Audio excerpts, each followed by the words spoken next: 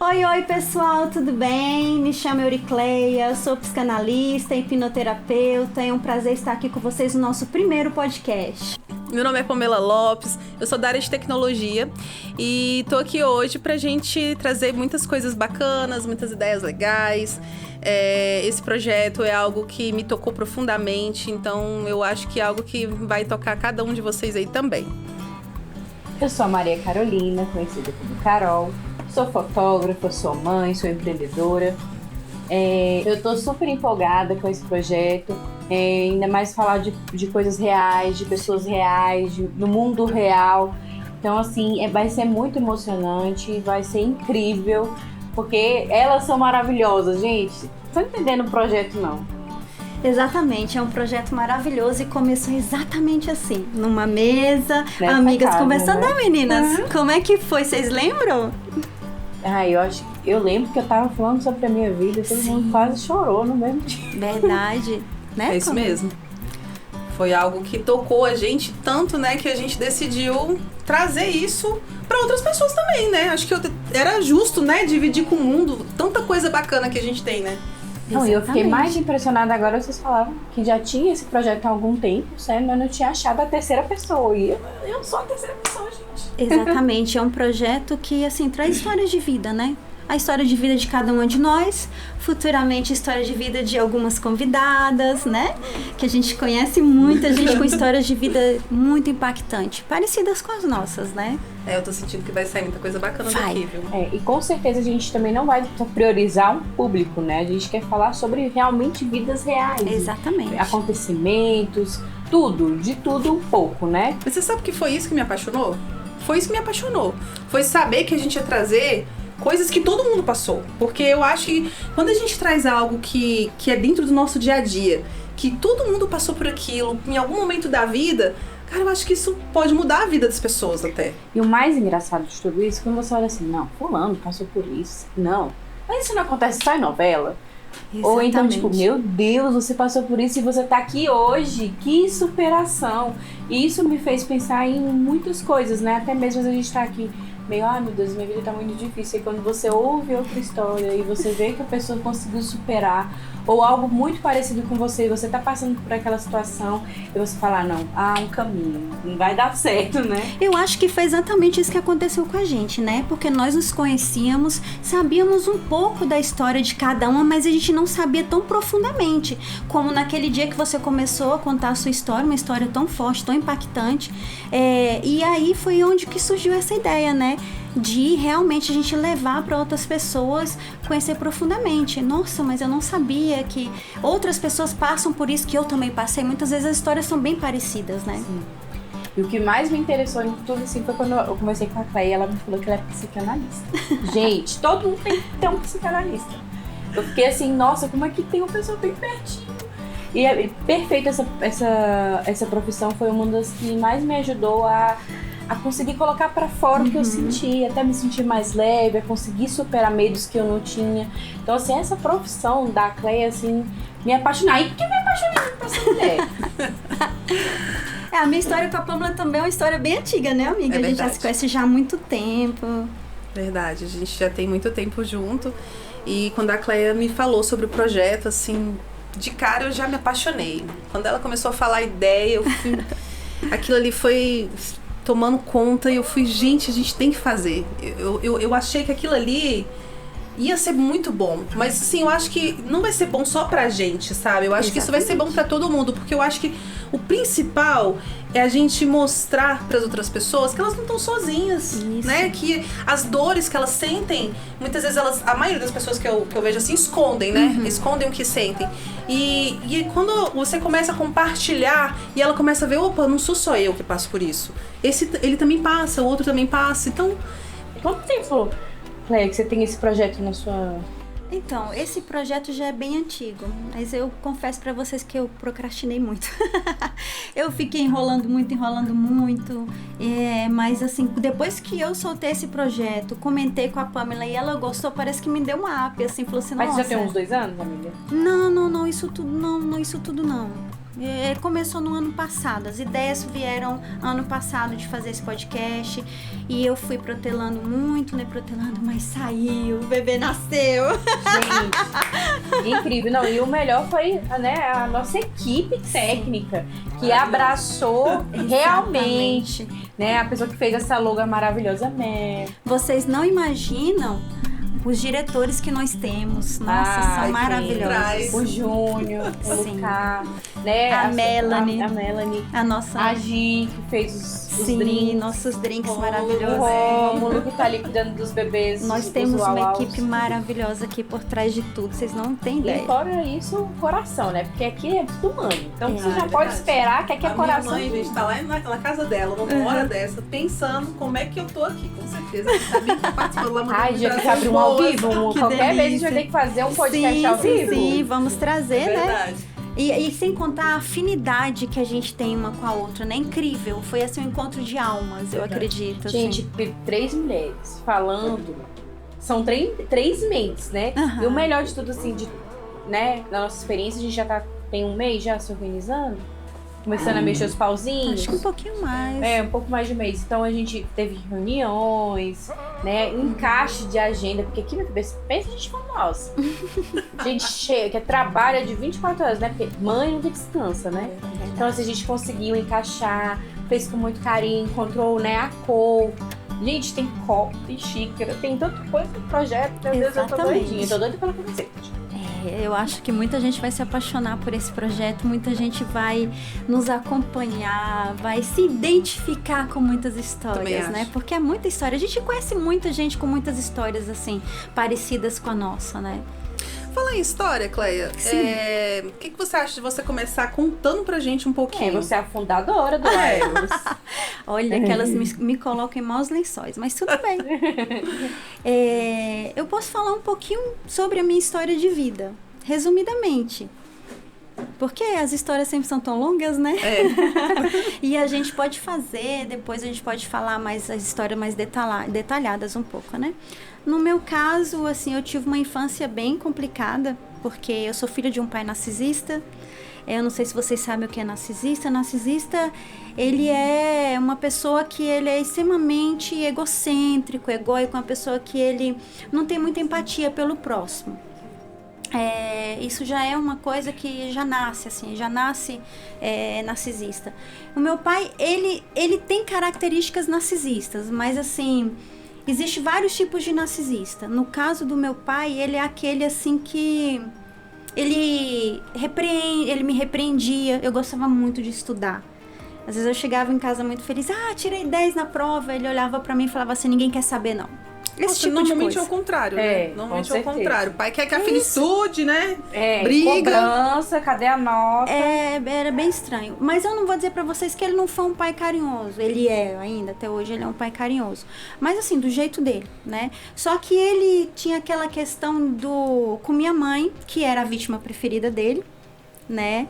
Ele mantinha relacionamento com outras mulheres, ele não mantinha as coisas de dentro de casa, chegando ao ponto de eu e meus irmãos passarmos fome. Minha mãe trabalhava em roça, então tudo que ela ganhava era para pagar a dívida de jogo dele.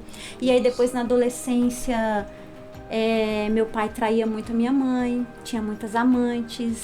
E nessa época você já tinha entendimento das coisas, né? Sim. Porque quando a gente é criança é uma coisa, mas quando a gente já começa a ter entendimento, aquilo ali já começa a pesar, né? Isso. Ainda mais sendo uma mulher também, ver que a mãe tá correndo atrás, tá se organizando, dando triplo coração e nas oportunidades ele sempre deixando ela na mão mesmo, né? É aquele papel, no papel do homem, né? Do pai de família ele não tinha. Era minha mãe que era a loba, leoa, que tomava conta de tudo. E ao mesmo tempo sofria violência doméstica, né? Além de ser traída, ela era agredida. Muitas vezes eu vi meu pai colocar revólver na cabeça da minha mãe. Muitas vezes eu vi meu pai colocar faca na cabeça da minha mãe. Tanto é que tem um episódio interessante que eu fiquei muitos anos sem ter faca na minha casa. E eu não lembrava por quê, porque eu tenho um pavor de faca, por quê? E depois eu fui na psicanálise, né? A gente também, que é psicanalista, a gente precisa fazer terapia para poder atender. E aí eu fui descobrindo por quê. Porque eu via ele colocar faca na cara da minha mãe e tudo mais. E, enfim, essa foi a minha infância. Depois eu casei muito jovem, 21 anos. Casei com uma pessoa que era usuário de drogas. E aquele negócio, né? Tipo, você acaba repetindo algo, né? Que você via na sua casa. Procura uma pessoa ausente, uma pessoa que realmente é também um relacionamento abusivo. De certa forma, você também passei por muitas situações. Depois eu me divorciei com um filho. Tive que correr atrás para criar meu filho sozinha. Trabalhava dia e noite. Trabalhava 2 expedientes, quase não via meu filho. Uma correria, segunda a sábado. Mas consegui criar meu filho. Hoje meu filho está com 22 anos, é um rapaz maravilhoso. E você fazia faculdade também? E fazia faculdade também. Então, assim, depois que eu comecei, demorei muito para terminar a faculdade, exatamente porque... Mais difícil, né? Mais difícil, meus pais também viajavam muito, me atrasou muito meus estudos, eles mudavam muito de estado. Enfim, casei, separei, fiquei muito tempo mal, fiquei 4 anos mal. Depois eu comecei a me reerguer, aí conheci outra pessoa, casei novamente. Uma pessoa muito boa, maravilhosa, só que bem manipuladora. E aí foi através dessa pessoa que eu comecei a analisar a personalidade dele, ser manipulador, o jeito que ele falava com as pessoas e tudo mais, com aspectos meio narcisista também. E aí foi onde eu me voltei para psicanálise, que eu já era formada em história, já trabalhava na área da educação, formada em pedagogia também, já era pós-graduada. E aí eu fui para psicanálise, aí foi minha paixão, porque aí eu falei assim, eu comecei a observar que aquele era o meu dom. E aí eu descobri que através de tudo que eu passei, eu poderia ajudar outras pessoas. E eu me separei dele e fiquei um tempo sozinha também, meio traumatizada. E eu falei, não, agora eu vou analisar as pessoas que se aproximarem de mim. E aí, depois eu comecei a atendo até hoje, a maioria das minhas pacientes são pessoas que passaram por relacionamento abusivo. É incrível como eu atraio, sem querer, de repente a paciente chega, quando começa na terapia, relacionamento abusivo. Então eu acredito muito assim que tudo que a gente passa na nossa vida tem um propósito e um porquê. O propósito da minha vida hoje é ajudar pessoas que passaram por relacionamentos abusivos. Relacionamentos tóxicos, né, na verdade. Incrível. Isso, um pouco da minha história. Tem mais coisas, mas gente, enfim. mas como você não é estudada, né? Agora depois eu vou ter que fazer uma faculdade. Amei. Eu acho que quando a gente faz algo assim, que a gente busca um propósito, que a gente busca algo mais, sabe? Fica assim como uma história da Cleia, né? É algo que... Ela não fez psicanálise, porque eu gosto de fazer psicanálise, não. Ela tinha um objetivo, eu acho que é por isso que ela é apaixonada, né? Isso. Ela é apaixonada, gente, por isso. Então eu acho que esse amor veio muito de tudo que ela passou. Né, por todas essas situações e que gerou essa garra, essa vontade de trazer mudanças, de trazer perspectivas novas. Sensacional. E você, Pamela? Eu sei que você é da área de tecnologia, muitas pessoas talvez não saibam, mas é uma área extremamente difícil, né, para mulher. Machista, total. É uma área muito difícil. É uma área que, assim, eu iniciei assim, desbravando, né? Quando eu comecei na área de tecnologia, a empresa que eu trabalhei, ela nunca tinha contratado uma mulher. Nossa. Eu fui a primeira mulher a ser contratada. Isso foi muito engraçado, porque eu fui contratada com alguns outros rapazes, todo mundo recebeu uniforme, né? E eu falei assim, bom, e cadê o meu uniforme?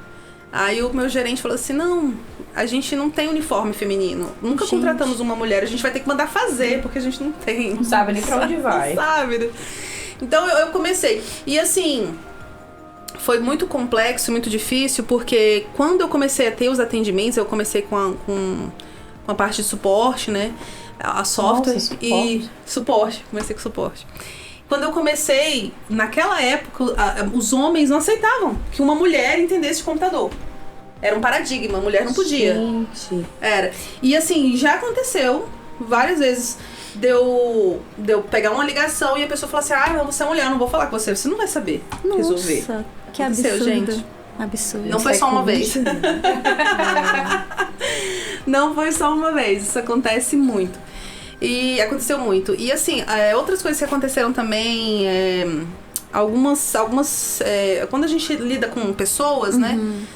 Com atendimento ao público, a gente tá passível a ser xingada, Sim. né? A receber maravilhoso, elogios, né? Elogios. Elogios. E aí, assim, pra mulher é pior, né? Porque quando é o homem, né? Ele Tem recebe um pouco de elogios. respeito. Ele recebe os elogios, assim, né? Medo. Até mais difícil. Agora, quando é mulher, gente, eu já fui escrachada. Imagina. Eu fui escrachada, Meu assim, Deus. sabe, assim. De sair de lá e falar assim, nossa, mas será que eu sou uma pessoa tão ruim assim? Sabe? Mas eu acho que, graças a Deus, esse preconceito, ele tem caído um pouco, né? A gente tem visto aí muitas meninas entrando na área. Existem muitas comunidades hoje da área de tecnologia que trazem essa proposta de mulheres ajudando mulheres trazendo mulheres. Inclusive, na empresa que você trabalha agora, é bem visto, né? E não é por nada não, viu? Mas as empresas que têm mulheres, não é puxando sardinha porque eu sou mulher, mas as empresas que têm mulheres em cargo de chefia são empresas de sucesso, né? Sim, já teve algumas pesquisas já. E a maioria delas consegue ainda fazer um quadro que, comparado a anos, né? No caso da Pamela, gente, porque ela é maravilhosa, né? Ela consegue fazer o que muitas pessoas não Exatamente. conseguiram fazer como, né, chefe, né? Porque ela cuida de um departamento grande, Sim. que cuida de uma parte muito essencial da empresa e ela consegue fazer isso muito bem. E assim, gente, vou falar pra vocês que não é fácil, tá? Não é fácil. Quando a gente trabalha com pessoas, né, pelo menos eu sou assim, eu sou uma pessoa que eu tento ser muito empática. E quando eu lido com as pessoas à minha volta, eu tento buscar ser pra elas o que eu espero que elas sejam pra mim. Só que nem sempre a gente acerta, né? Na vida da gente, a gente comete erros, comete falhas. E aí, assim, eu tive, há um tempo atrás, eu passei por uma situação que foi bem esclarecedora pra mim, né? Um amigo meu maravilhoso, com certeza vai estar assistindo a gente. Ele chegou pra mim e falou assim uma vez: nossa, Pamela, eu me senti tão mal porque eu errei. E aí você falou que eu errei, né? E que as pessoas têm muita dificuldade de aceitar também que erram, né? As pessoas têm essa questão, a gente né? tá voltando naquele assunto. E aí ele falou assim, você me corrigiu e aquilo ali, sabe, pegou tão mal pra mim, eu me senti mal. Eu saí de lá, assim, muito mal e tal. E aí depois eu parei pra pensar, sabe? Eu falei, gente, porque eu trabalho numa área de qualidade, né? E a área de qualidade, eu preciso exigir o quê, gente? Qualidade, né? Mas aí depois eu parei pra pensar e eu falei assim, gente, será que a gente também não tem que ser humano? Às vezes a gente tem que errar também, né? Então, assim, uma coisa que foi fundamental pra minha carreira foi quando eu percebi que errar é algo que faz parte do nosso dia a dia. Sim, e a gente precisa deixar as pessoas bem pra poder errar, sabe? Elas precisam sentir a vontade. Porque a gente só vai acertar e a gente só vai crescer, elas só vão poder crescer profissionalmente quando elas verem que elas estão num ambiente seguro, sabe? Elas estão ali, que elas podem se sentir seguras pra aprender. Sabe? Então, tentei trazer isso pra dentro da equipe onde eu trabalho hoje. Trago sempre essa visão de que a gente pode trabalhar junto. Vocês têm segurança pra tentar, pra mudar, pra acertar, pra errar. A gente vai errar junto, a gente vai acertar junto. É humano, né? E isso Sabe? é tão Isso. raro hoje em dia. Família.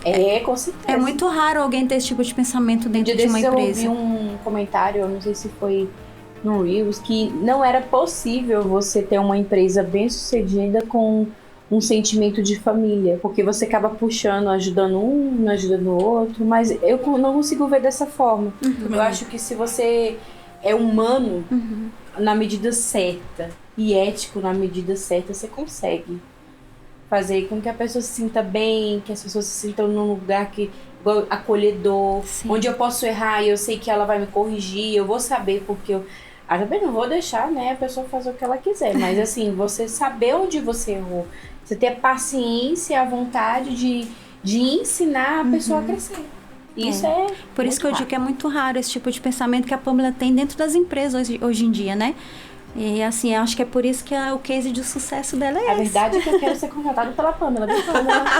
Agora vamos mudar de assunto, vamos falar dessa mulher, né, por dentro. A gente quer saber da vida da Pamela. O lado profissional já sabe que é um case de sucesso. Já viu que ela, gente, apesar de qualidade, ela é a qualidade.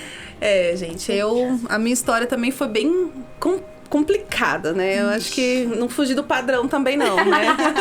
Aqui, minha filha, ó. Então, quando a minha mãe engravidou, né, de mim, o meu pai fez como muitos homens fazem, né? Sumiu. Típico. Eu acredito que agora muita gente vai se identificar também, né? E aí, assim, foi muito difícil pra ela na época, né? Uma mãe solteira, naquela época, né? Foi muito criticada e tudo. Imagina. E aí ela decidiu que seria melhor se eu fosse criada pelo meu avô. Meu avô era apaixonado por mim, né? A madrasta da minha mãe também era apaixonada por mim. E aí eles me criaram. Foram os meus pais de criação, né? Meu pai, que eu hoje chamo de pai e de mãe, né? Fui criada por eles. Não foi fácil, foi assim, um processo bem complicado, foi um processo bem difícil. Que teve um momento em que minha mãe se arrependeu, né? Minha mãe biológica teve esse arrependimento de ter feito isso. Então não foi uma coisa muito fácil, sabe? Não, com lidar certeza não é isso. nada fácil, né? E eu sempre tive a sensação, assim, de não pertencimento, sabe? Eu sempre tive aquela sensação, assim, de que, caramba, eu não faço parte de nada, sabe? Porque como eu cresci dentro de uma família que tecnicamente não era minha, né? Então eu sempre tive essa sensação, assim, poxa, eu não faço muita parte daqui, mas também não faço muito parte de lá. Né? Então eu sempre tive essa sensação. Você teve isso também, Carol? Nossa. Calma. Já identificou? Calma que vai chegar a sua vez. Tem só 5 anos que eu comecei a me pertencer em algum lugar. Gente, eu tenho esse sentimento demais. E aí isso afeta a minha vida. Isso afetou pra caramba. Porque o que acontece? Hoje em dia eu faço o seguinte, eu quero ser a melhor em tudo. Eu preciso ser, porque assim, eu tenho a sensação de que eu preciso ser aceita. Até hoje, eu tô tratando, né? Mas até hoje eu tenho esse sentimento que, pra mim ser aceita, eu preciso ser a melhor. Eu preciso fazer tudo melhor, eu não posso errar. E acaba que eu me cobro demais. Né? A gente se cobra demais por isso. Maisona, né?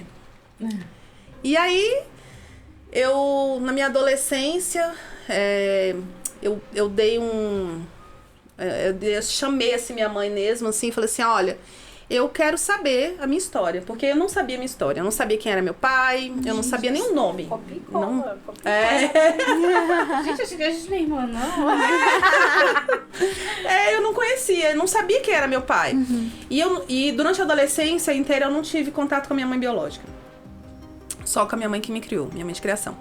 E aí eu chamei a minha mãe, eu tive, assim, eu tive que trabalhar isso em mim, de falar assim, eu vou falar com a minha mãe, eu vou atrás dela pra mim saber, porque era algo que me, sabe, essa rejeição, assim, ela era muito forte dentro de mim, assim, ter sido rejeitada pelo meu pai, eu queria saber da minha história, eu queria saber da onde que eu tinha vindo, e eu tinha direito de saber. Sim, claro. Né? Eu passei a minha infância e a minha adolescência praticamente toda sem saber.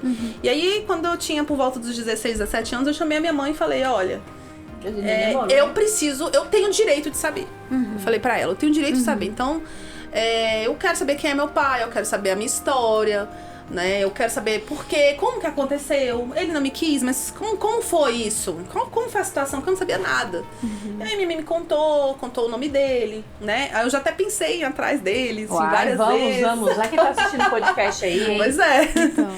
Já pensei, assim, atrás. Mas acabou que, assim, eu não tinha muitas informações, então não fui atrás dele. Mas pensei muito nisso. E aí, já na vida adulta, eu me casei, tive minha filha maravilhosa. Eu sou uma mãe muito coruja. Uma das diretoras, viu? Das diretoras. E criou lá elas ali, ó. É isso aí. Tá sempre comigo. Meu casamento, infelizmente, não foi algo bacana também. Eu tive uma série de problemas, inclusive agressão, e assim, rejeição também dele por parte da filha. E foi bem complicado. Durante o meu período de vida adulta mesmo, eu tive que abdicar da minha vida social. Porque eu tinha que trabalhar e eu tinha que... Como eu criei minha filha sozinha, eu pensei assim, poxa, eu preciso dar tudo que ela precisa. Precisa dar conta de tudo, né? Eu preciso dar conta de tudo. E aí eu pensei assim, cara, eu vou precisar estudar muito, vou precisar trabalhar muito pra poder dar pra ela tudo aquilo que ela precisa, já que eu não tenho mais Eu não posso contar com o pai dela pra isso. Então eu vou ter que correr atrás. Um dos maiores incentivos pra gente estudar, pra gente correr atrás da nossa vida profissional são os nossos filhos. E foi o que me Incentivos. motivou. Foi o que me motivou profundamente. Então eu comecei mesmo, realmente, eu me tranquei, assim, na minha vida, no meu mundinho, de só trabalhar, estudar, e cuidar da minha filha, trabalhar, estudar, e cuidar da minha filha. E isso foi na fase assim, de uns 10 anos, gente. Não foi um ano, não foi 2, foram 10 anos. Onde eu só foquei praticamente nisso, trabalhar, estudar. E a minha maior alegria é trabalhar, gente. Ai, que vergonha de falar. Ela é uma workaholic. Ela gosta de trabalhar, viu? Eu gosto de trabalhar. E naquela época, eu pensava assim, nossa, gente, é tão bom trabalhar, porque a única alegria que eu tenho é meu trabalho. Gente, vocês têm noção do que uma pessoa fala que a única alegria é que tem o trabalho? Sabe, assim, é muito, né, tenso. Até que eu comecei a ter crise de ansiedade, né, eu tive crises de ansiedade terríveis, fui parar no hospital. Mas logo você foi diagnosticada? Eu fui diagnosticada do pior jeito, né, cheguei no hospital, tô morrendo, aí o médico falou assim, não, isso é ansiedade, você nunca teve ansiedade? Eu falei, não, moço, não que isso, ansiedade, você nem o que é isso? E foi antes da pandemia? Foi antes da pandemia. Tá vendo? Então já existia. Porque eu vou falar, né? A ansiedade começou depois. Não. Mas é que já mesmo. existia antes. Antes da pandemia já passavam por isso. Porque na pandemia teve muitos distinguir, gatilhos, né? Pra ansiedade, pra que muitas pessoas ficaram em casa, trancadas, então isso foi... Pessoas que têm dificuldade de ficar sozinhas, por exemplo. Então isso foi muito gatilho, entendeu? Mas assim, não que não existisse, já existia. Ansiedade é algo da época. Não, mas é porque antigamente era um tabu, né? Ansiedade. Eu acho que ainda é. Ainda quando a pessoa muito. É muito ignorante, não tem muito conhecimento ainda. Mas acho que pelo menos tem algumas coisas que passam na internet, né? Tem algumas coisas que o governo mesmo faz. Então assim, eu acho que é menos tão tabu que antes. Estão tentando quebrar esses paradigmas. Mas ainda tem muito caminho a andar. Tem. Principalmente quando se trata de depressão. Né? Quando se trata de depressão também ainda existe muito preconceito, muita falta de conhecimento ainda, infelizmente. Até a pessoa mesmo, né, falar, igual você falou, não, eu não sabia o que é isso, eu me sentindo assim, com ansiedade, né? A gente mesmo não saber reconhecer. Foi muito difícil aceitar. Aceitar também vai ser difícil. Quando me falaram assim, olha, você precisa procurar um tratamento, você tem ansiedade, eu falei, não, que eu também tenho isso, né? Então, assim, eu eu tenho que fazer o meu melhor. Eu não posso ter isso, gente. Eu tenho que trabalhar, eu tenho que ser a melhor em tudo. Eu não tenho tempo pra ter ansiedade. Eu não tenho tempo pra ter ansiedade. E foi difícil pra mim aceitar que eu precisava parar, sabe? Assim, que eu precisava dar uma pausa, assim, falar assim, eu preciso... E a Pamela? O que a Pamela precisa? Exatamente. O que a Pamela... Gente, isso aí, ó... Né? Terapia total. E tem muita gente também, Pamela, que tem dificuldade, muitas vezes é necessário tomar remédio, a pessoa não, a frase que você escuta muito, eu não sou louca. Eu falei.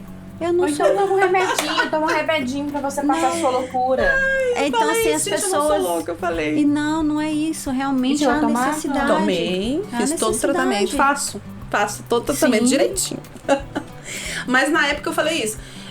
Meu irmão, ele conversou comigo e ele falou assim, olha, você tem que aceitar que você não é perfeita. Começa por aí. Exatamente. Porque eu sempre tive aquela sensação, eu tenho que ser perfeita em tudo que eu faço. Sempre fui assim. Aquela questão do pertencimento. Eu preciso pertencer, então pra mim pertencer eu tenho que merecer. Pra mim merecer eu tenho que ser muito boa. Então sempre teve muito essa questão. E aí quando eu me vi nessa situação, ele falou pra mim mesmo, assim, você vai ter que repensar sobre tudo isso que você tem. Tudo que você tem agido, você se pressiona demais. Então você tem que parar, você tem que dar uma pausa e pensar sobre isso. Procurar um médico, né? Procurar um psiquiatra. Pra você poder iniciar um tratamento com um psicólogo, tomar uma medicação. Eu falei, gente, eu não sou louca. Primeira reação. É muito típico as pessoas reagirem assim. Primeira reação que eu tive, eu não vou, E aí, assim, o medo de falar isso no trabalho, gente? Uma mulher que já passou por preconceito por ser mulher e ainda chegar e ainda falar assim, probleminha, porque tem muitas pessoas que consideram a ansiedade, a depressão, que não é algo relevante. Se você estiver doente, as pessoas consideram uma gripe algo importante, mas a depressão, a ansiedade é irrelevante. É algo que não vale a pena, entendeu? É verdade. Mas graças a Deus eu tive todo o apoio que eu precisei na época da minha família, né? Eu procurei ajuda, procurei psicólogo. E foi muito bom, assim, quando eu comecei a fazer o tratamento com o psicólogo, foi, assim, sensacional, porque ela se marcou muito uma coisa que a gente fez na terapia, que ela mandou fazer uma listinha de tudo que eu gostava e não fazia. Muito bom. E uma listinha de tudo que eu fazia e não gostava. Eu fiz a listinha, né? Aí ela falou assim, dessa lista aqui, que você gosta, você já viu que tudo que você gosta você não faz, e tudo que você não gosta você faz. Eu falei, é verdade. E aí a gente foi fazendo tratamento, aí chegou um ponto, ela falou assim, lembra daquela lista? Eu falei, lembra, ela traz ela aqui na próxima. Gente, quando eu trouxe, eu tinha Revisar a invertido. lista. Eu Tá tinha vendo? invertido, O cara. autoconhecimento é sensacional. Também colocar, né, aquilo, escrever, e você, quando você vai escrevendo, você começa a pensar, Exatamente. e, cara, isso era legal.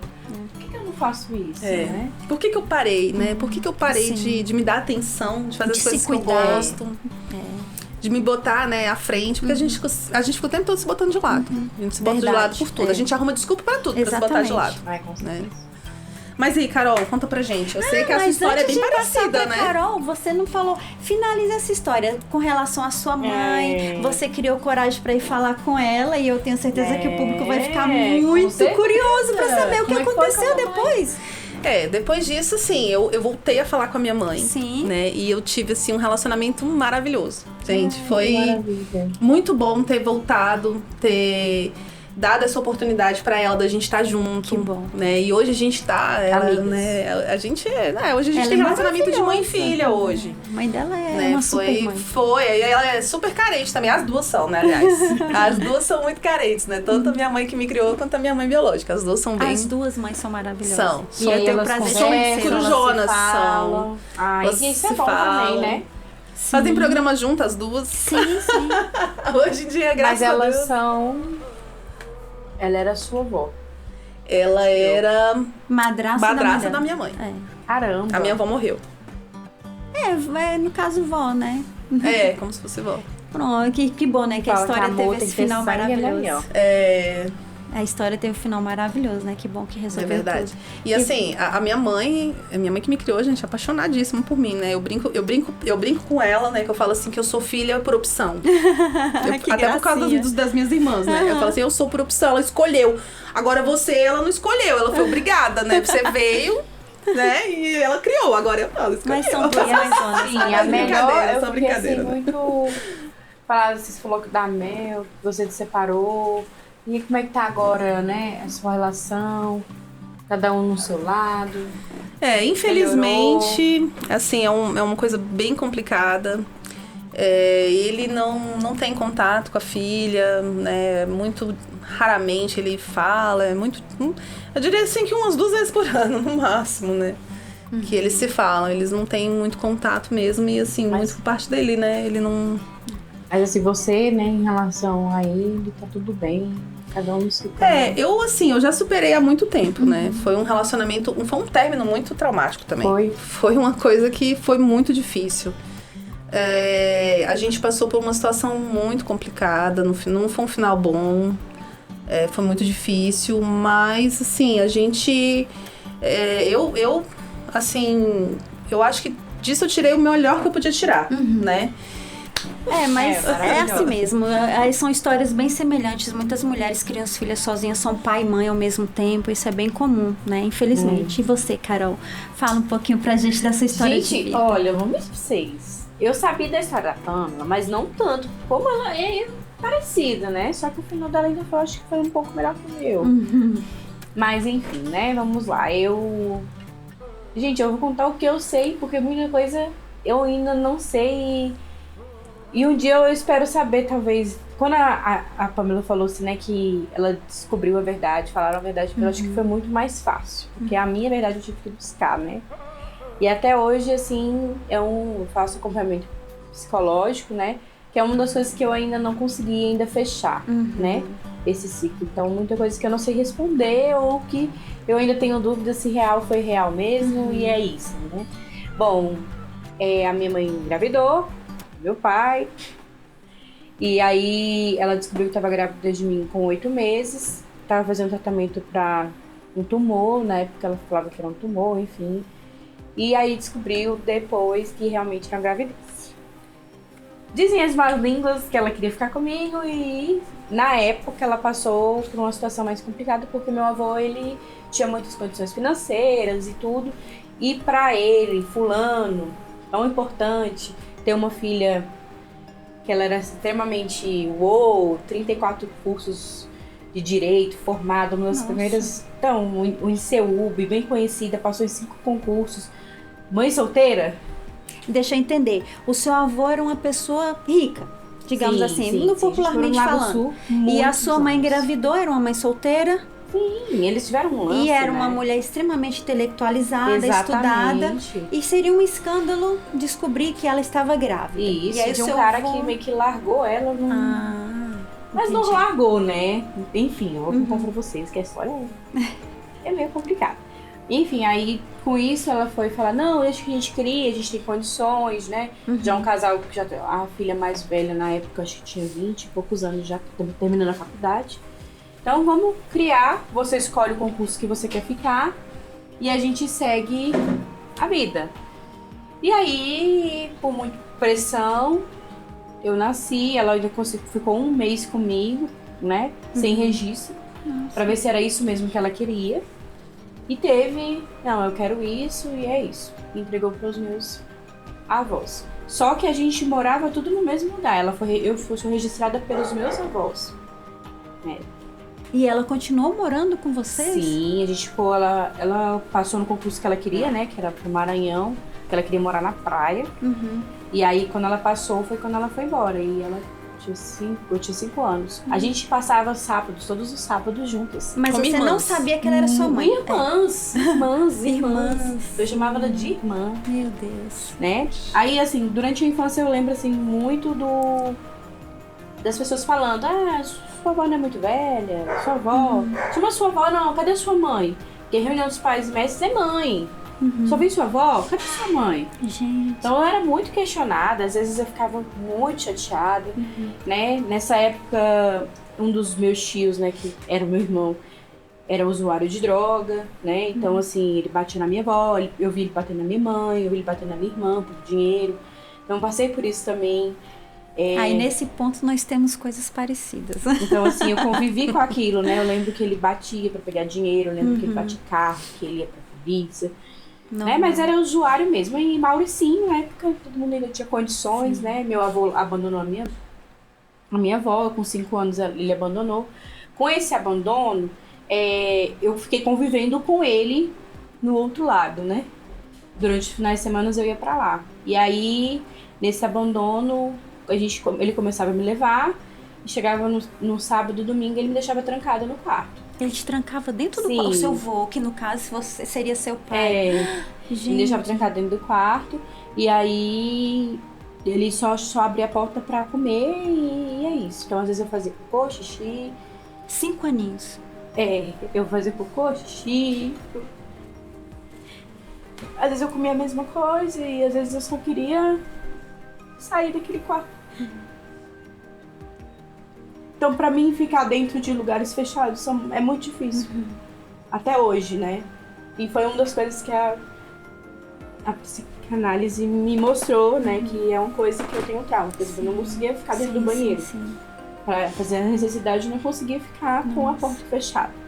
Porque eu me sentia que, de novo, eu ia ficar abandonada ali. Então, foi muito difícil. Até que, sem querer, um dia deixou a porta aberta. Eu vi que ele tava traindo a minha avó. Porque ele também, ao mesmo tempo, ele ficava com a minha avó, ele ficava com essa mulher. E aí ele falou, eu confrontei ele, eu bati nele, eu tinha 5 anos. E aí eu falei que queria minha mãe, ele deu um show, né, total. E aí ele nunca mais me buscou. E aí ninguém sabia. Depois eu contei pra minha avó, e aí a minha avó acreditou, porque eu descrevi a mulher. Eles se separaram e ficou... Mas a separação, como tinha muitos bens envolvidos, ficou em uns 4, 5 anos o divórcio enrolando. Era muitos bens mesmo.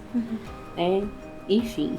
E aí eu fiquei passando por aquele processo, né? Eles tinham uma empresa, aí minha avó começou a passar muita necessidade, porque a gente morava numa casa que água e luz água era R$1.000, luz era R$1.000, então tinha empresa, tinha loja, então começou a falir, né? Então assim, a gente passou muita necessidade. Eu morava num bairro muito chique, no Lago Sul, mas tinha dias que não tinha energia, tinha dias que a gente comia farinha com ovo. Porque tinha que manter uma coisa que não existia. Às vezes eu passava nesse vergonha também na própria escola, porque ele não pagava a escola. Então chegava ali 10, 11, minha mãe ficou um nome sujo aí mais de um ano por causa disso. Porque ele não pagava a escola. E ela não queria me colocar numa escola pública, então foi indo, né? E isso, essa minha mãe biológica lá no Maranhão, curtindo a vida. Aí eu tive 2 irmãos, né? Esses irmãos que moravam lá no Maranhão, e eu ia visitar como se fosse tia. Ai, tia. Até que ela arranjou uma confusão lá no Maranhão, perdeu o concurso e veio pra Brasília de novo, morar com a gente. Eu já tinha em volta dos 10 anos, e aí eu tinha saído a sentença do juiz, dividido os bens, e a gente vinha pra Taguatinga, na época, né? E aí a gente ficou convivendo naquele ambiente. E todo mundo tô falando, cadê sua mãe? Eu já tava de muito saco cheio daquilo. Até que um dia eu cheguei na minha mãe e falei, mãe, me mostra uma foto de gestante, grávida. Para essas pessoas eu não aguento mais. Porque a minha mãe tinha que andar até com a carteirinha. Carteirinha, né? Aquelas carteira de certidão, né? Comprovando que ela era minha mãe. Nossa. E até que ela chegou em mim, aí a minha tia insistindo muito, não, tem que falar, ela precisa saber da verdade. E eu não entendia, gente, que verdade. Nossa. Minha mãe, que verdade. E aí até que foi quando minha avó, né, me falou, contou a história. E aí falou que muitos diziam que meu pai não sabia, muitos diziam que meu pai não prestava, e depois que ela não quis ir atrás, porque não tinha condições financeiras, porque ele não ia querer casar com a minha mãe, porque foi só um rolo. Enfim, fui ouvir muito do meu pai, todos falaram muito mal do meu pai, né? Então assim, eu nem quis ir atrás inicialmente, não ia trocar a minha mãe por ela, né? Eu queria deixar a minha avó com esse cargo, porque ela tinha feito tudo por mim, né? E aí, só que eu fiquei infelizmente convivendo com ela. Eu falo infelizmente porque foi muito mais difícil, porque às vezes eu tava brincando, porque eu brinquei até uns 15 anos, né? E aí eu via ela dando um brinquedo, dando um abraço pros meus irmãos, dando carinho, levava pra passear. E às vezes minha mãe não tinha condições porque me dava sustentando. Então eu ficava olhando assim, por que ela deu um brinquedo pra ela e não deu pra mim? Por que ela não me escolheu também? Eu sou menina. E ela, a minha irmã do meio, é menina e outra menino, né? Por que ela não me quis? Então pra mim foi muito mais difícil ela conviver ali comigo, porque eu ficava toda hora me comparando, né? E aí, ela casou com um cara da internet, ele morou na nossa casa. Cada filho que ela tem hoje é de um pai, né? E aí, com muita briga e insistência lá da minha mãe, minha avó, ela falou assim, não quero mais que você mora aqui e tal, e foi com os meninos pra outro lugar. Só que a minha avó começou a passar necessidade de novo, de fome, ela deixava os meninos lá sem nem condições pra minha avó, tipo, deixava os meninos, você tem que levar e buscar, então você tem que fazer comida, você tem que botar gasolina no carro, você tem que botar... Então teve dias que a gente comia arroz, feijão, na época o feijão preto era mais barato que o feijão normal. Farinha, ovo, salsicha, nossa, comi salsicha, arroz de salsicha demais, carne moída, e era isso que a gente tinha. E aí minha avó já era de idade, então ela começou a ficar na pressão, eu preciso dar comida pra eles, eu preciso ter gasolina pra levar pra escola, eu preciso fazer as coisas. E com tudo isso, ela teve um AVC. Nossa. Eu lembro que ela teve um AVC, ela me gritou, cara, eu preciso levar vocês pra escola. Eu já tava arrumada. E ela tava no chão, toda molhada. Meu Deus. E aí os meus irmãos, o que foi? E ela, não, me levanta aqui que eu tenho que levar vocês pra escola. Só que ela já tava com o rosto todo torto, né? Ela não tinha forças pra se levantar. E aí foi quando eu chamei, né, as pessoas, né, os meus tios, pra me ajudar, pra levantar ela. E aí a gente descobriu que ela teve um AVC, fiquei internada com ela 2 dias. E eu não queria sair de perto, eu não queria ir pra casa. Porque na época eu só morava eu e ela, então eu não queria ficar sozinha. Então sempre aquele medo de ficar sozinha. Nossa, eu tenho medo. Hoje eu não tenho medo, hoje eu não gosto. Mas assim... Antes era pavor. Era pavor. Gritar, se você podia se sentar dentro do quarto, você fechasse a porta só pra entrar, fechasse a porta sem me avisar, eu entrava em pânico, começava a chorar, me sentia presa, às vezes eu não conseguia abrir a porta, e aí vinha aquilo, e eu não podia mostrar isso pra minha mãe. Então assim, sempre tive que me segurar muito, mas depois que eu descobri que isso era um trauma, né? Daí, quando a gente descobriu, eu ficava com ela à noite, e de tarde eu ia dormir na casa dessa minha mãe. E aí foi quando esse rapaz, esse cara que minha mãe casada na internet... A sua mãe verdadeira. Isso. Ficava cuidando da gente lá, de fazer comida e tudo. Sua mãe trabalhava, você ficava lá? Com os meus irmãos. E aí ele falou que tinha um gel de arnica, que queria passar nas pernas. E aí eu fiquei... eu tava sentindo dor, tava muito mal. E aí, pra mim, ele só queria mesmo... E quantos anos você tinha? Tinha 14 pra 15, isso. E aí, beleza, ele passou nas minhas pernas. No outro dia, a mesma coisa. No terceiro dia, minha avó saiu do hospital. Aí ele foi buscar a gente e deixar a gente lá. E eu comecei a arrumar a casa, porque tava uma bagunça. Minha avó ali, de cadeira de roda. Não. O médico já falou que ela não ia poder andar de novo, que ela não ia poder dirigir de novo, que ela ia ficar dependente 100% da cadeira de roda. E aí, eu cuidando de tudo. E aí, eu tava indo no meu quarto, guardando as minhas gavetas de sutiã. Gente, eu me lembro assim... Porque foi muito marcante pra mim aquilo ali. E aí ele veio, fechou a porta, a minha irmã tava sentada na cama, meu irmão em pé. E aí ele pegou e falou assim, pra que você tá usando esse sutiã aí? O sutiã na época era de bojo, né? Menina, com sutiã de bojo, gente, isso é chato. Né? Pra que você tá usando isso? Você não precisa usar isso. Você tem tudo isso, aí ele já veio por trás e realmente pegou os meus seios. E na época era virgem. Na frente dos seus irmãos? Sim. E aí ele pegou, eu já senti, né? E aí eu peguei esse pedi pra ele sair do quarto, gritei, fechei a porta. Só que não podia gritar porque minha voz estava cadeirante. Acabou de entrar no AVC. Como é que eu vou fazer isso, né? E aí eu já fui perguntar para os meus irmãos se isso era normal, o que tinha acontecido. Porque na época, meu medo era minha irmã que estava começando a ter peitinho, né? Essas coisas. E aí foi... com quantos anos na época? A minha diferença da minha irmã são 5 anos. Então, eu já na hora eu fiquei desesperada pensando que ele podia estar passando isso, mais porque não é filha dele, né? Se ele fez isso comigo na primeira oportunidade, imagina ela que mora lá com ele. Você vê, né? Ela passou por isso naquele momento, mas ela pensou na irmã. Fechei a porta, falei, me fala se isso acontece. Não, ele pode estar bêbado, Na hora que já me veio aquele linha direta, né? Na nossa época, assistia. Minha mãe botava assistir linha direta. Sim. Se só pra ver isso aqui, você tem que fazer isso. E ela, não, ele só pode estar bêbado. Eu falei, não, Maria, ele tá falando isso. Não, ele tá só bêbado. Perdoa, e beleza. Eu abri a porta, aí ele veio de novo tentar passar arnica nas minhas pernas. Na hora eu falei, eu não tô sentindo dor. Você tá sentindo dor? Sim. Eu falei, eu não estou sentindo dor. Você sai de perto de mim. Não é pedofilia. Você que falou. Ele falou. Ele falou que não era pedofilia. Me perdoa, não é pedofilia. Aí eu virei as costas, fiquei fugindo o dia todo dele ali, porque era uma manhã isso, né? Então imagina, você fugindo a noite toda dele ali, né?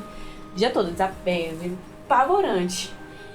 E aí eu lavando a louça, ele chegou de novo e falou assim, não é pedofilia, não fala pra ninguém. E aí eu falei, não, tudo bem, porque eu só queria que ele saísse de lá.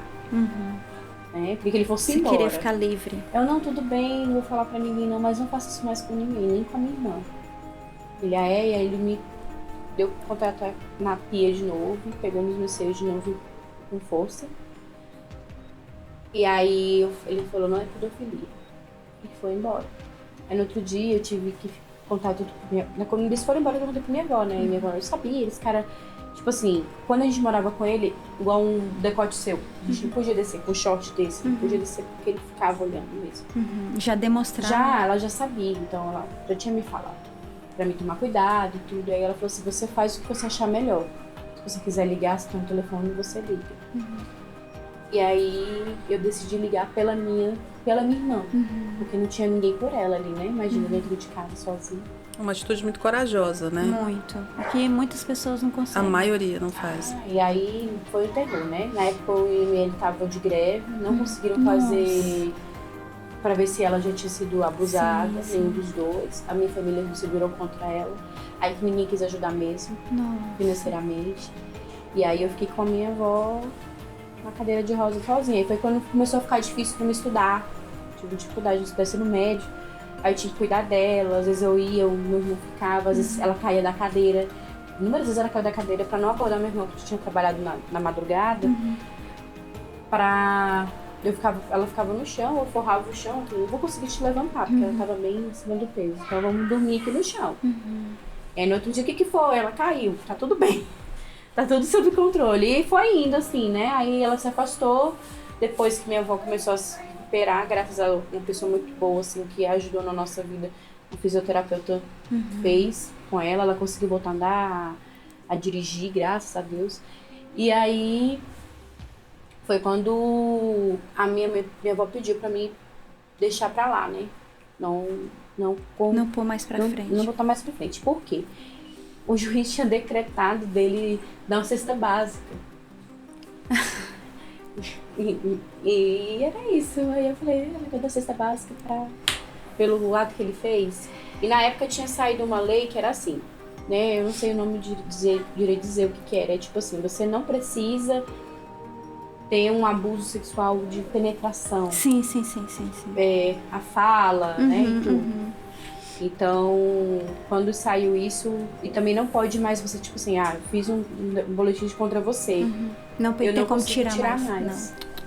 Então, é ficou porque pra a vítima poderia ser persuadida a tirar, né? Sim, muitas não, vezes ele aconteceu. ele colava, olha, gente, bem antigo isso, né? Ele cortava, eu sabia que era ele, porque ele era analfabeto. Ele cortava o jornal e escrevia carta falando que ia me matar. Meu Deus, você teve que passar por tudo isso. Isso com 15, 16 anos. Nossa. Enfim, né, aí eu tive muita dificuldade sexual, assim, né, com os meus namorados na época, porque qualquer jeito que qualquer um chegasse de jeito, assim, até mesmo carinhoso, ou pegar nessa região, ou então olhar pro espelho. Então eu me senti horrível, tentei ir atrás, né, de ajuda psicológica, como a gente não tinha dinheiro, né, pelo órgão, né, e eu não consegui, então foi levando com a barriga essa situação, né, inteira. Até que foi passando os anos, eu me casei novamente, me casei primeiro, né, e aí eu tive os meninos, né, eu tenho dois menininhos, né, e aí essa pessoa me incentivou a ir atrás do meu pai. Não queria, fiquei com o telefone do WhatsApp durante quase um ano e não quis ligar pra ele. Você chegou a conseguir o telefone do seu pai? Sim. Olha só. E eu falei, não, gente, não vou fazer isso com a minha avó. Não sei. Até que deu dia 27 de dezembro que eu falei assim, eu vou ligar, vou mandar mensagem, não tô fazendo nada, minha vida já tá terrível já, meu casamento já tava uma merda. Vou tentar, né, vai lidar. Eu já sei que ele vai me bloquear, ele vai falar que não é, ele é uma pessoa horrorosa, mulher. Você já tinha uma preconcepção do seu pai porque um colocaram na sua cabeça, né? E aí eu mandei um WhatsApp, gente, pra ele, falei assim, oi, tudo bem? Você conheceu a minha mãe em tal lugar, vocês saíram durante tal tempo, e é isso, e você é meu pai. Nossa. Joguei assim no WhatsApp, minha filha do céu, que inferno que foi, porque ele me ligou umas 400 vezes, pai, tu é persistente. Me ligou umas 400 vezes. E você não atendeu? Não? Eu pensei que ele ia me bloquear, Clay. Eu pensei que ele ia me ligar logo em seguida. Aí eu atendi ele, oi, tudo bem? Aonde você ainda mora em tal lugar? Eu falei, não, eu morava lá. Ele sabia o endereço da minha mãe, pra saber como é que foi bom o negócio, né? Porque bom pra casa, né? Eu conheço fulano, passava de frente na casa dela toda vez. Como assim? Ela não me disse nada. Ele não sabia, então. Não sabia. Aí ele falou, mas quem é esse da foto? Não, é meu filho do meio. Oi? Que? Eu já sou vô? Descobri que sou pai e já sou avó. Cadê? Você me mandou a localização agora, tô chegando aí. Nossa, eu falei, que graça. Não quero, desliga o telefone. Eu falei, não quero. Aí meu marido, não, você tem que entender, você tem que entender. Eu falei, tá bom, tal lugar. Aí eu já me ensaiando dentro do espelho, eu lembro como se fosse hoje. Tudo bem, boa tarde. De novo me emocionar, não é meu pai, deve dar negativo, só vou falar que é pai depois que fazer o DNA. Nossa. Gente, esse negócio de se pertencer é exatamente, Pamela, eu não me sentia pertencente em lugar nenhum, porque eu não tinha nada a ver com ninguém da minha família. Assim, eu pareço com minha mãe, mas assim... Fisicamente falando. Fisicamente... Eu sou uma pessoa pra cima, né, animada, assim, é meu pai é maravilhoso. E assim, eu mandei o endereço e ele chegou lá, e aí, quando desceu, gente, parecia que eu vejo de cinema. Eu lembro o tênis que ele tava, ele botou o pé pra fora, ele naquele Renegade, gente. O povo fala assim que o amor da vida de uma mulher é o pai. Eu sempre quis saber o que era isso. Mas, gente, real, parecia o Brad Pitt. O meu tom que bonitinho. legal. Maravilhoso. Quando ele saiu, assim, o pé, a blusa que ele tava era azul, assim. Gente, ele fez assim, uau, é meu pai. Mas eu dentro de mim, não é meu pai. Você ainda tinha resistência. Não vai dar certo. Mas isso parece uma autoproteção. Sim, É, sim, sim. medo. Ela criou escudos, né? Aí eu vou falar com ele, não vou abraçar. E ele saindo, aí ele tirou o óculos. Nossa, tudo cena de filme. Filho, eu gosto de uma coisa assim mais trabalhada, né? E aí ele veio na minha direção, e aquela câmera lenta, time-lapse e tal. Enfim, aí quando ele chegou, ele já veio me abraçar e começou a chorar. E eu falei, não vou abraçar. Eu vou abraçar sim. Te quebrou. Aí eu abracei, e aí eu falei, gente, eu nunca vi gente tão igual, a gente é igual. Ele eu tô de depois equipe em produção. Meu pai é maravilhoso. Aí ele já falou, não, precisa de DNA, vamos ir pra Caldas Novas conhecer seu avô. Eu falei, não falo nada nenhum, meu filho, eu quero o meu DNA. Nossa, você ainda Já insistiu mandou no foto DNA. pras minhas irmãs. E eu falei, meu Deus, tá caceira, eu tenho 4 irmãs. Gente, foi emoção total. Aí ele foi embora e acabou meu ano novo. O que aquele homem fez comigo? Ele viajou, me deixou lá. Eu queria fazer o DNA, era hoje. Aquela ansiedade. Aí ele ficou me ligando e aquela coisa louca. E eu falei, não tava. Aí que eu me sentia pertencendo em lugar nenhum. Não queria mais estar na casa de ninguém. Quero só meu pai agora. Pois é, e aí ele falou, não, olha, é o seguinte. Eu falei, não, eu vou comprar um ônibus hoje pra Caldas Novas. Uma passagem pra mim. Filha, pra Caldas Novas de Brasília, pra Caldas não existe uma linha direta. Tu tem que pegar pra Goiânia, esperar não sei Naquela quantas época, horas. hoje em dia existe. E depois ir pra Caldas Novas. Eu falei, meu Deus, eu vou passar isso com um menininho de 6 meses, que era o meu primeiro, igual meu filho. Até que o meu avô, né, me ligou e falou assim, olha, eu vou mandar o fulano aí na sua casa amanhã. Isso era Seu dia avô tava 1º. super ansioso pra te conhecer também. E ele assim, e você vai entrar no carro e vai. Eu falei, meu Deus, que loucura, mas eu vou mesmo. Gente, entrei no carro do cara. O cara era diferente. Juninho. Diferente. O senhor mesmo. E ele parecia que tava numa missão. E eu descobri que meu avô é militar também, né? Ele tava numa missão na cabeça dele, ele tava numa missão. Aí ele, olha, eu não sei o que o Célio te falou, avô. Fala o seu nome. Eu não sei o que seu avô falou pra você, mas ele só falou que ia me entregar um pacote que eu tinha que levar pra Caldas Novas. Você era o pacote. Aí eu falei, meu Deus do céu, é descartável. Eu sempre fui contando essa história pra ele. Ele, meu Deus do céu, não acredito, coisa de novela, você tem que fazer um filme. Blá, e a gente foi até Caldas Novas. Foi viagem longa, cara. Quando a gente chegou lá no portão do negócio, eu falei, então, tem como a gente voltar? Não, mas agora não. Quando eu saí a casa dele, não tem muro. Tava toda a família. Imagina. Nossa. Tinha gente dos Estados Unidos. Meu tinha minhas tias, minhas primas. Tinha gente de não sei aonde. Gente, que história. Gente, o melhor era os Smurfs. Os Smurfs? Eu era um Smurf. Por que Smurf? Porque a gente era tudo igual. Gente, era todo mundo igual. Era todo mundo igual. Aí que eu me pertenci mesmo. Quando eu desci do carro e meu neguinho, meu filho, que era um neguinho, né? Menino. O povo, na época, eu até sofri isso com a família do meu ex-marido, porque o povo falava, isso não tem nada a ver com não, tem que fazer DNA porque não é dele não. Até hoje o povo falava, né, você fez, né, se tiver feito, eu nem fiquei sabendo. Mas porque o menino era moreno, e não tinha nada a ver, era a cara do meu pai quando era bebê. Eu dizia assim, oxe, meu pai, ó, meu filho, tu aqui, ó. Gente, já foi tirando o menino da minha mão, já foi tirando as bagagens, vai, entra ali, eu fiquei numa mesa redonda com eles, e aí... Foi que eu Aquela descobri, farra. gente, foi maravilhoso. Eles são farristas. Nossa, quando eu descobri que meu pai era do jeito que ele era. E, gente, foi a melhor fase da minha vida. A partir daí eu acho que eu realmente me encontrei. Que bom. Eu tive vontade de procurar ajuda, de fechar esses ciclos, né? Até hoje eu tenho procurado também. Mas foi, assim, uma coisa que eu realmente precisava. Como a gente precisa achar essa E deixa eu te perguntar, aí você era casada, tinha as 2 crianças, e aí como é que foi a continuidade desse relacionamento? Então, né? Essa pessoa que eu era casada... Não trabalhava muito, não. Gostava muito de trabalho, não. Pessoa totalmente religiosa, né? Crente. Então, assim, eu fui muito podada, assim, até com as coisas com meu pai. Às vezes, tipo, precisava ficar com meu pai no domingo, eu não conseguia. Não tinha vontade nenhuma de crescer, de estudar, de trabalhar, de cuidar dos filhos. Aí eu comecei a me encontrar, me ver sozinha. Sempre sozinha. E eu, com isso, com meu pai, eu também me encontrei. E eu falo, gente, a mulher precisa conhecer. Porque quando você conhece seu pai, você começa a ver uma base.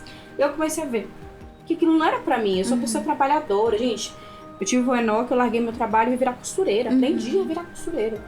Tava costurando, comecei a vender tapete infantil pra sustentar a minha casa. Depois eu comecei com a tia desse meu ex-marido, graças a ela, muito obrigada aí. Eu aprendi a ser fotógrafa de newborn, então hoje eu lido com famílias, então hoje eu lido com bebês, hoje eu amo a minha profissão, então eu tive que migrar de alguma forma pra sustentar a minha família, entendeu? E até esse ponto de que eu vi que eu não precisava dele pra nada, porque nem das crianças ele cuidava direito. Quem cuidava mais era a mãe dele, quem ajudava nas faltas de luz, de falta de água, às vezes sem comida, às vezes eu não dava conta de tudo, então às vezes o pai dele fornecia, dava condições, ajudava com cesta básica, mas eu não queria ficar vivendo aquilo, porque meu pai mesmo falava que a gente, né, tem pessoas que são âncoras na nossa vida, então pra você conseguir avançar, você precisa deixar a âncora lá, cara. Então assim, foi um dos motivos.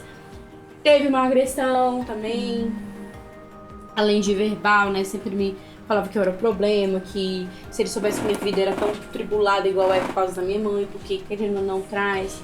Nossa vida sexual também era muito ruim, né, principalmente por esse lado. Ele não entendia que tinha um trauma, como é religioso demais, não existe isso de depressão, não existe isso de trauma de sexual, né? Você tem que seguir a vida, você tem que fazer o relacionamento sexual com o seu marido porque ele é seu marido. Porque ele é o dono do seu corpo. Isso, então assim, eu passei muito por isso e aí eu fui me libertando aos poucos, até quando eu me vi eu não tava mais naquele relacionamento. E foi quando eu falei, mano, eu não quero mais você. E foi libertador, né? Quando você... Foi. Não teve esse negócio de, vamos dar um flashback. Deus me livre. Não. Gente, cada um pro seu lado e é isso. Ele ainda foi tentando, né? Então... E aí foi quando eu comecei a ver que eu tava engordando, e a balança indo, e problemas no joelho, problemas de saúde, pressão alta, diabetes, e aí foi vindo um monte de coisa, e foi quando eu tive o pontapé da bari, né? Que agora você fez a bariátrica. Fiz a bariátrica, eu tenho 6 meses, né? E foi a melhor escolha da minha vida. Eu não podia ter tomado essas escolhas se não fosse com ele, né? E eu sou muito grata ao Júnior, porque fora tudo isso, ele sabia que eu tava passando e ele me apoiou, ele me ajudou, ele me falou, vamos, fui criar um grupo de emagrecimento, foi atrás de cada que gracinha. Coisa, falou, amor, vamos atrás, cadê? E foi tão assim rápido o laudo, sabe? Quando a gente viu, o convênio já tinha aprovado. Olha. E eu comecei a chorar, gritar, eu não acredito. Tava lá no dia, o bichinho trabalhando e cuidando de mim. Aí eu fiz a bari e tá sendo assim, cada dia a superação, né?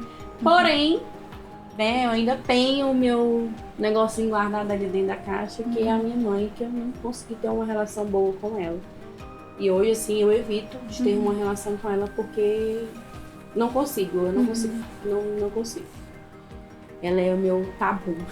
Mas a gente tá tratando. Essas coisas são com o tempo, né? Eu acho que a sua história é maravilhosa, como a história da Pamela também. Mas você superou muita coisa, né? Superou muita coisa e isso daí, digamos que é um pontinho pequenininho no meio de um oceano. Então, né? Certeza. Vai ser algo que também vai ser superado.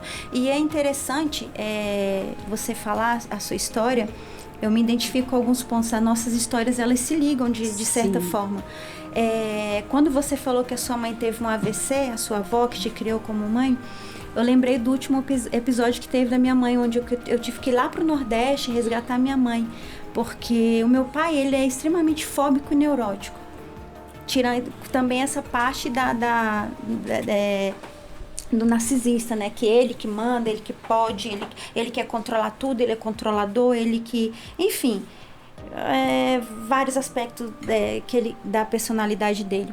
E a minha mãe teve um AVC. No meio da pandemia, eu tinha acabado de perder a minha sogra tinha falecido, eu estava de mudança. Eu já tinha arrumado todas as minhas coisas, a casa estava cheia de caixas e eu ia mudar para a casa que minha sogra morava porque o meu cunhado estava sozinho com Covid E eu e meu marido, a gente resolveu ir pra lá morar, porque ele, 24 anos, um menino, sozinho, sem pai nem mãe. Porque meu sogro morreu, menos de um ano depois minha sogra morreu. Meu sogro morreu de doença que ele já tinha e a minha sogra morreu de Covid, jovem, a mulher maravilhosa, aproveitando a vida, tava fazendo faculdade, namorando, tava vivendo a vida dela e morreu de Covid. E aí, bem nessa época, minha mãe teve esse AVC ficou, os irmãos, somos 4 os irmãos, 3 mulheres e um homem. E aí ficou, quem vai, nesse negócio, quem vai, no final vai ter que ir você. E eu não estava preparada para ir porque eu estava no meio de um furacão na minha vida, naquele momento. Mas eu falei, é minha mãe, e a gente não sabia até então que ela tinha tido, porque minhas primas foram na casa dos meus pais, porque a gente sempre tentou trazer meu pai e minha mãe para Brasília. Eles já moraram aqui, voltaram, foram pro Nordeste, parecia cigano, para lá e para cá. Foram pro Nordeste, não queria vir para cá. E os filhos tudo morando para cá, né? E aí só tinha minha tia, minhas primas lá. E aí minha prima, minhas primas foram na casa da minha mãe, chegaram e falaram, olha, chegamos lá, igual você falou, estava toda mijada, em cima da cama, a gente deu um banho nela. Ela tá assim, tipo, não tá reconhecendo ninguém, ela tá... Né, como fala muito lá no Nordeste, variada, né, não tá reconhecendo, a gente não sabe o que ela teve, o seu pai não tá querendo deixar a gente levar ela no médico. E aí eu sempre falei pra minha irmã que eu achava que meu pai mantinha minha mãe em cárcere privado. Aí minha irmã, não, acho que não, e eu sempre eu desconfiava, porque quando eu ligava pra ela, eu conversava, mãe, como é que tá ela? Aquela vozinha assim, mais ou menos, não sei o que. Ele conhece, né?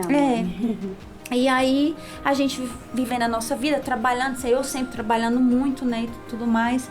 E aí, sempre ligava pra ela e ela nunca falava, sempre tava tudo bem, mas eu sentia na voz que não tava bem.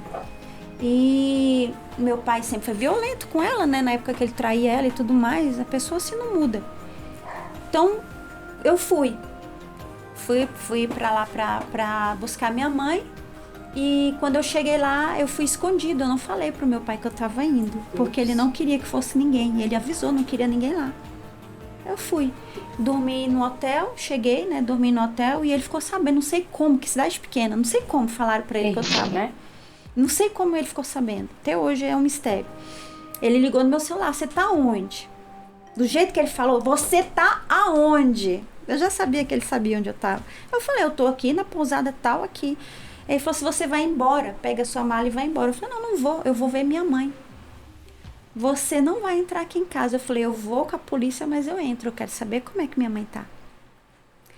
E é nessas coisas que acontecem na vida da gente que você começa a entender por que aconteceu isso, por que aconteceu aquilo, por que eu passei por um relacionamento abusivo, por que eu fiz psicanálise. Porque eu acho que naquele momento dos irmãos eu era... Mesmo, eu não vou falar pra você, eu não sou forte. Eu não vou falar pra você que eu cheguei lá. Não. Cheguei, fiz tudo que tinha que fazer, mas depois que tudo acabou, eu desabei. O meu emocional... Eu já achei muito forte só o fato de você falar assim que eu vou aí, nem que seja com a polícia. Cara, então, tem que ter muita atitude pra fazer isso, né? Ele é pro pai, né? Eu fui muito forte. Pro pai, exatamente. E o pai narcisista. E ela já Sim. sabia disso. Ela já tinha consciência que ela ia enfrentar. Sim. Tanto é que ela falou assim, eu não sou forte. Mas ela foi preparada. O que ela ia falar? Porque ela sabia que ele ia saber. Você sabia, ainda mais quando uma pessoa assim, todo mundo acha que é maravilhoso. Nossa, é maravilhoso para as pessoas da rua, mas para os de dentro de casa. É por isso que os relacionamentos abusivos, eles são assim, os narcisistas. As pessoas admiram, as pessoas amam, porque eles são conquistadores. Eles são maravilhosos, né? Super manipuladores. E para a família, para as vítimas, não na família toda, mas a vítima ali que eles escolhem, eles são terríveis. Também. Eu vou falar de... Como é que eu vou falar? Ninguém vai acreditar, né? Sim. Eu também fiquei nisso quando aconteceu comigo com, né, a situação do abuso. Eu fiquei, ninguém vai acreditar em mim. E é típico, muitas pessoas passam por isso. Ninguém vai acreditar em mim. E real, na época, dos meus 3 irmãos, com a minha mãe no meio, né? Ela não acreditou. Depois de muito tempo, a minha tia, né, que é a mais próxima de mim, falou assim, Carol, ela falou pra mim que ele só pegou no seu peito. Ou seja, isso não é nada. Uma criança. É normal isso. Acontece muito nas famílias. Ele só perguntam qual o problema, né? Tipo assim, e hoje, você vê, eles não podem trabalhar. Ela é cuidadora de gatos, tem mais de 100 animais dentro da casa dela. Acumulador. Animais, tá? Pode ser gato, cachorro, papagaio, tartaruga, galinha. E quem cuida dos animais são os meus 2 irmãos. As crianças. É difícil. Crianças, assim, né? Que acabou a infância, porque... Sim. E a mãe continua mantendo uma criatura dessa dentro de casa, próximo dos filhos. E alguém vai fazer o quê? Aí agora, recentemente também, né? Conversei com um deles, né? Essa começou a se vestir até mesmo de querer vestir mais roupas masculinas. A menina? Acredito pra se A sua irmã? proteger, né? Sim. Medo, né, de mostrar. A Igual a gente feminilidade. tinha também. Eu não podia usar short. Não podia, nunca. Nunca comprava short, era calça, legging e blusa grande pra cobrir a bunda. Pra realmente não ter nenhum despertar mais. E acredito que não tem muita diferença, né? Aí concluindo um pouco a história, depois que eu fui lá, fui pra casa dos meus pais no outro dia. O meu pai, ele tem uma mania que é típica de vários nordestinos, de andar com uma faca aqui do lado. Uma peixeira, como a gente fala, um facão. Peixeira chama muito dessa palavra no Nordeste. Ele andava com essa faca pra cima e pra baixo. E os dias que eu fiquei lá na casa da minha mãe, ele ficava pra lá e pra cá. Eu não dormia à noite, eu ficava sentada no sofá e vendo meu pai passar pra lá e pra cá com essa faca aqui do lado. À noite. Eu não dormi. Os dias todos que eu fiquei lá. E cuidando da minha mãe. Medo também. E ele não queria deixar eu levar minha mãe no médico pra saber o que minha mãe tinha. Não queria deixar ninguém entrar lá dentro da minha casa. E aí, assim, eu passei situações bem difíceis, porque ele trancava a porta, ele colocava vários cadeados, muitos cadeados, que ele é fóbico. Então ele trancava as portas, colocava vários cadeados e ele 4 horas, 5 horas da tarde, ele já trancava tudo, não deixava ninguém entrar, ninguém sai. Pessoa programada, né? Ninguém entra, ninguém sai. E ele é assim até hoje. Ele tranca as portas tudo e fica ele e minha mãe lá. Eu digo que é o João de Barros, né? Não sei se vocês já ouviram aquele passarinho João de Barros, que ele cria a casinha e aí ele vai fechando aos poucos, fechando até trancar totalmente a companheira dele lá dentro e deixar ela morrer sufocada lá. É isso. E aí eu consegui levar minha mãe no médico com muita dificuldade, porque ele não queria deixar, ele queria saber se eu tinha marcado médico, que horas. A questão da manipulação, ele queria saber de tudo. E eu não falei, eu falei, olha, eu vou levar no médico. Que hora você vai? Eu falei, não, eu vou amanhã, mas que horas? Eu não sei que horas eu vou não. E eu já tinha marcado com o taxista para ir buscar a gente lá na casa dos meus pais. Não contei para ele, dei banho na minha mãe, deixei ela arrumadinha, coloquei lá na cadeira. Quando o táxi chegou, a gente foi. Quando ele viu o táxi, ele se jogou no chão. Puf, como se estivesse dando um ataque. Ele sempre teve isso. Ele é um ator nato. E aí... o taxista assustou, eu falei, não assusta não, moço. Daqui a pouco volta ele todo bom. Chega no táxi e começou a conversar com o taxista de boa. Usou super simpática, né? Maravilhosa. Não, o senhor não leva mal não, mas é porque eu não queria que ela fosse de táxi, porque táxi é caro, porque tem as... E começou. E eu falei, motorista, toca, vambora, não dá papo não. E aí o motorista, eu preciso que você tire ele daqui, porque senão eu vou passar com o pneu em cima dele. Aí lá vai eu sair do táxi pra segurar. Pensa num velho de força. Ele me fez assim, eu quase caí no chão. Mas eu puxei ele, entrei no táxi e fui embora. Eu levei minha mãe na médica. A médica fez aquele exame neurológico, né? Descobriu que realmente ela teve um AVC. Mas foi, graças a Deus, um AVC pequeno. Não foi algo assim muito forte, igual deu na sua avó, na sua mãe. E aí... muita dificuldade que eu consegui tirar minha mãe de casa. Até mesmo para pegar o pedido do médico para ela fazer esse exame. Eu tive que ir na casa da minha tia, ele não queria deixar as portas trancadas. Eu tive que fazer um escândalo, né? Para poder sair. Total. E aí eu consegui levar minha mãe no médico. E aí quando a gente estava voltando, eu falei assim, eu não vou voltar mais para dentro de casa. Como que eu vou cuidar da minha mãe com ele desse jeito? Né? Eu vou precisar levar minha mãe na consulta ou no outro, algo assim, não tem como. Né? Não tem como. Aí eu falei assim, eu vou levar minha mãe embora pra Brasília, não tem como. E aí, como que eu vou fazer isso para que o meu pai não surte e tudo mais? Porque vou estar tirando a vítima dele, o brinquedinho dele. E ele já é idoso. Se eu deixar meu pai sozinho, abandono de idoso. E não tinha ninguém pra me ajudar. Meus irmãos, nenhum. Quem que é problema, né? Porque a real é essa. Então, aí, o que aconteceu? Eu fui, falei com minha prima. A minha prima colocou a gente, colocou a gente lá na casa dela. E eu tive que inventar toda a história pro meu pai. Que minha mãe ficou internada. Depois que minha mãe foi transferida pra Goiânia. Depois que a minha mãe estava ainda internada. E isso, minha mãe veio aqui pra Brasília. A médica passou todos os remédios, tratamento direitinho. Minha mãe foi se recuperando. Minha mãe estava magra. Minha mãe estava com a depressão profunda. A depressão dela era tão profunda que ela ficava o tempo inteiro assim, com a cara assim. E aí a médica já passou antidepressivo pra minha mãe, já passou os remédios, né, que ela precisava tomar pra questão do AVC que ela teve. E a minha mãe foi se recuperando.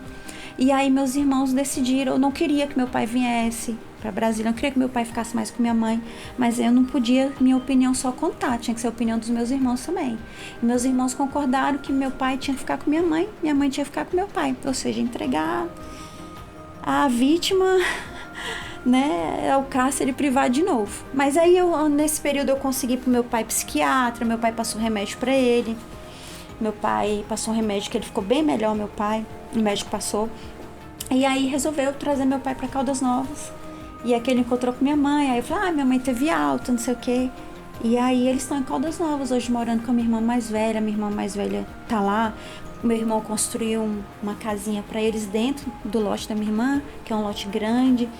E meu pai planta as coisinhas, minha mãe planta as coisinhas. Por último, agora meu pai teve doente, eu fui lá, fiquei com ele, fiquei com a minha irmã. E estão lá os dois. Mas assim, toda vez que eu vou lá, eu chego feliz e tudo mais. Falo com meu pai, cuidei dele doente agora essa última vez que ele teve. Fui lá, fiz massagem no pé dele que estava inchado. Amo meu pai, mas eu sempre saio com o coração doendo. É como se eu estivesse deixando um pedaço de mim lá, que é a minha mãe. E eu sei que ela tá bem, porque tem minha irmã lá, tem meu cunhado, né, que dão apoio para eles, mas ao mesmo tempo eu sei que 4 horas da tarde, 4h30, ele vai trancar tudo e ela vai estar lá trancada, igual a passarinhazinha lá, a esposa do João de Barros. Mas foi a vida que ela escolheu. E ela aceitou voltar para ele. Eu cheguei a conversar com ela, falei, mãe, a senhora quer? Ela, não, eu quero, não sei o quê. É assim, uma dependência emocional muito forte. Acho que muitos anos. Muitos anos. Essa idade, né? É muito difícil. Eu acredito também que seja isso, né? Da minha mãe mesmo. Hoje ela tá super obesa. Porque você vai ela tá com dificuldade pra mais ainda pra andar. Engordou ainda mais. Descobri que a minha irmã também está no mesmo caminho. E assim, a última vez que eu conversei com a minha irmã, ela falou, não, eles não dormem juntos, não tem relação juntas, mas gostam. O companheirismo ali. Não, que nem isso ele é mais. Ele toma remédio pra taxa preta. Ela suporta ele pra falar que são casados, porque é o que ela sempre quis. Eu não comecei cedo uma época que conversei com ela, né, que teve uma época que ela sempre atraiu pessoas e ela sustentou. Então uma vez ela falou bem assim pra mim que não importava o preço, o importante do preço dela era ela não ficar sozinha. E tem muitas mulheres que têm esse tipo de pensamento, né? Não e são todas as mulheres que são assim, igual. Porque eu tenho esse negócio mas de ficar sozinha. Sim, de ficar sozinha no local, né? De ficar sozinha, mas você não vai abrir mão da sua felicidade, da sua independência como mulher, né? Mas acaba que a gente vai entrando numa caixa, né? Não, tudo bem. Quando a maioria tem mulheres que passam por situações igual, por exemplo, sua mãe. Mas ela não quer sair. Não consegue sair. E outra coisa, defende muito. Meu pai às vezes agredia ela e ela dizia que não, a gente ficava sabendo pela minha tia. E a maioria das mulheres que vivem relacionamentos abusivos e aceitam e permanecem ali, defendem o companheiro. E realmente as pessoas não entendem. Tem muitas pessoas que criticam, tem gente que até que usa um termo, mulher de malandro gosta de apanhar, não é assim. As pessoas não entendem que o dependente emocional é igual um dependente de usuário de drogas. Sim. Ele sabe que faz mal, ele sabe que aquilo tá matando ele, mas ele não consegue largar aquilo. Prisão mesmo. É algo que a química do cérebro da pessoa muda, a pessoa acostuma no bate-assopra, e o cérebro ele vai acostumando com aquilo, entendeu? E as pessoas têm que tirar esse preconceito de que a mulher que vive o relacionamento abusivo é mulher de malandro, não é. Simplesmente a pessoa, se você pegar uma criança e acostumar ela a viver dentro de um cubículo pequenininho a vida inteira, quando ela se libertar daquilo, ela não vai conseguir viver uma vida normal, porque ela foi adaptada àquilo. A mesma coisa o homem que ele é narcisista ou é um cara tóxico, ele vai condicionar a mulher a viver daquela forma. Então a mulher, ela tá condicionada, não é porque ela gosta, não é porque é maravilhoso. É bom apanhar, não é bom apanhar, gente. Não é bom você ser xingada, não é bom você ser, né, magoada, ferida. Não é bom, nenhuma mulher gosta disso. O mais engraçado de tudo isso é que eu, você, né, eu, Vânia, passamos por quê? Por relacionamentos abusivos, né? E assim, pra você ver como é comum. E a gente superou. Se a gente conseguiu, outras mulheres também conseguem, né? Com certeza. Bom, é isso. É, gente, foi um assunto bem rendido aí, né? Falei pra vocês, a gente tava, né? E a gente vai chamar quem já no primeiro? Eu falei, gente, acho que não precisa chamar A gente tem ninguém, muita porque nós temos bastante assunto. E olha que a gente ainda não contou toda a nossa história de vida Não, a aqui. Pamela ficou ainda com um livrinho guardado dela aí. Não, muita gente vai abrir. Toque, Pamela, ó. É, vai chegar o momento. Vai sim. Tudo a seu tempo. E aí, pra concluir, acho que é isso, né? A gente tá aqui pra falar sobre a vida real, sobre os sentimentos, botar pra fora. Acho que nós todas estamos bem emocionadas desde o início. Então, assim, foi maravilhoso. Eu já tô ansiosa pra gravar o próximo. Exatamente. O próximo e assim, vai chegar. A gente vai criar o Instagram, né? Sim. Que agora a gente vai ter conteúdo. E a gente já vai ver qual vai ser o próximo tema, quem a gente vai trazer, né? Exatamente. Então, assim, o assunto já começou quente. Não deixem de nos seguir. Curte aí, segue o nosso canal. Segue as meninas no Instagram, a gente vai deixar aqui embaixo do vídeo, né, Instagram de cada uma, para que vocês sigam e vocês vão ter ainda muitas emoções pela frente. É isso aí, eu espero que todo mundo tenha gostado, né? Acho que todo mundo trouxe aqui um pouco da vivência, um pouco do coração de cada uma, né? Colocou na mesa mesmo, de coração aberto, trouxe de coração aberto histórias aí muito fortes para contar. E espero que todo mundo que tenha escutado tenha gostado. Sim. E assim, eu acho que vai ser bem essa pegada, né? Sim, acho que vai ser bem isso. Se você gostou desse primeiro, vai gostar dos outros. E o ideal é que a gente também tá mostrando que todo mundo precisa de uma ajuda. Se você tem um problema, terapia é essencial. Terapia não é porque a Cléia tá aqui, tá, gente? Mas eu falo assim, terapia muda a vida das pessoas. Então, assim, também não adianta você querer ir pra terapia e não falar nada, né? Com o coração fechado. Mas assim, se você tá numa situação que você se encontra, cada um teve aqui um pouquinho, hoje a gente consegue falar porque todas nós tratamos, e eu tô tratando ainda, gente. Ainda tô tratando. Quando eu resolver meu assunto, eu conversei. Mas o importante é mesmo cuidar. Isso. Pra que não vire uma bola de neve e a caixinha vai sempre ficar lá e você vai ter que voltar pra resolver. Exatamente. E é isso. Então, Lá ela se joga!